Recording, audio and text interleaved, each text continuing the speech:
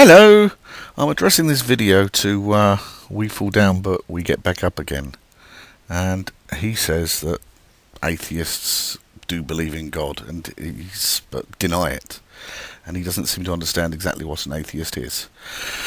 Well, I'm going to tell him. An atheist is somebody who has no belief in any god, gods, goddesses, or supernatural beings.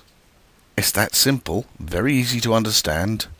And given that point, why do atheists have no belief in any god, gods, goddesses, or supernatural beings? Well, pin back your lug holes, I'm about to tell you. It's because there is no evidence of any god, gods, goddesses, or supernatural beings. No, don't shout, not yet. You wait until I've finished. No evidence. Now, I can just hear you sort of saying, what does he mean, absolutely no evidence? Well, there isn't any, you know. All we've got to go on is religious works like the Bible, the Quran, the Talmud, the Hindu Vedas, the Tibetan books, and all the other religious works that have ever been written. And they all claim much the same thing. And what they all claim is they all claim that we are the one true faith, our God, gods, goddesses, supernatural beings, created the world. So, where's the proof?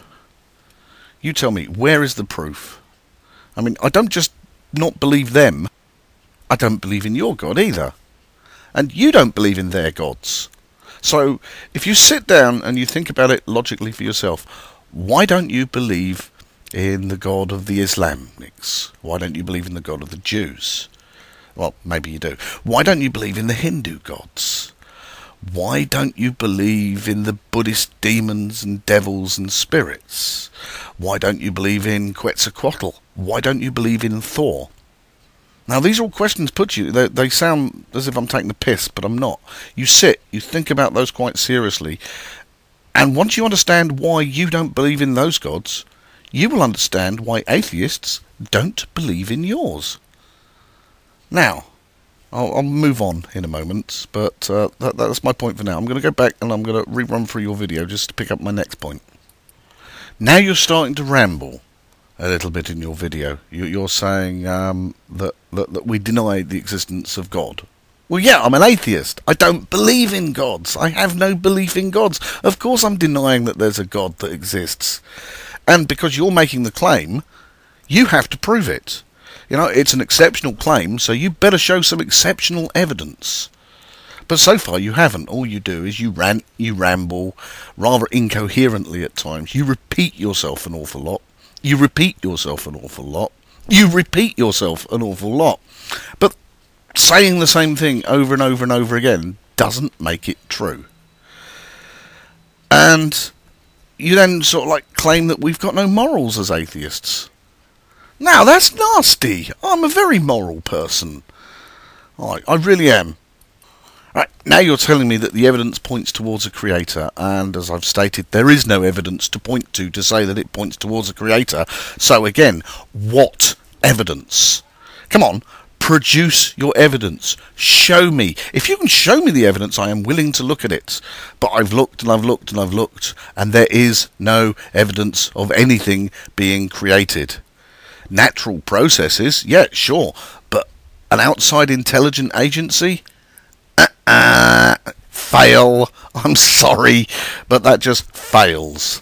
And you say I won't admit, that there's an intelligent agency. Well, if you show me the proof, show me some evidence. Just show me one single fact that points towards intelligent design, because that's what you're banging on about, really. Now then you start to ramble again, but when it gets a little bit more coherent, you say that a conscience is proof of intelligent design.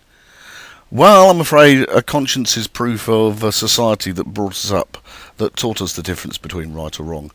If I'd been raised by a wolf pack, and there are cases where that has happened, and then I was discovered, I'd have no idea what was right or wrong because nobody had ever taught me. So morals are imposed by the society that you live in. So let's move on to the next point. Your next point being about DNA, and you're saying that in just one strand of DNA there's 300,000 pages worth of information. Yes, and what does that prove? It proves that DNA is an extremely complex structure and it contains an awful lot of information. Where does it say it's designed? Where does it prove that that's designed? What that proves to me is it proves that DNA is extremely complex and it proves evolution. So you're saying it proves intelligent design, but I'm saying it proves evolution. I've got facts on my side, you've got faith on yours. Show me one fact. Just tell me one fact, because I don't think you have any.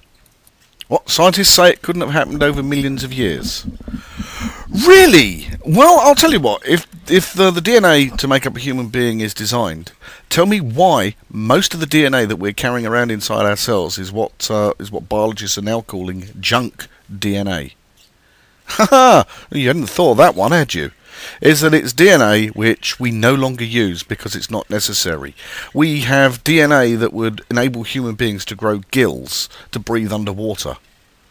But it's not used. Why? Why would that be put in by an intelligent designer?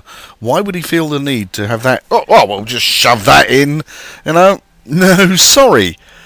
So that doesn't work either. And don't forget, the human genome has now been decoded. We know every single piece of it. We don't know exactly.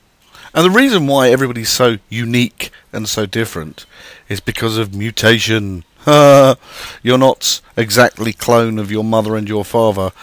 No, you are a unique individual, even though that you share DNA with them. You have enough mutations of the DNA of your own to make you an individual. You're not half your mother and half your father.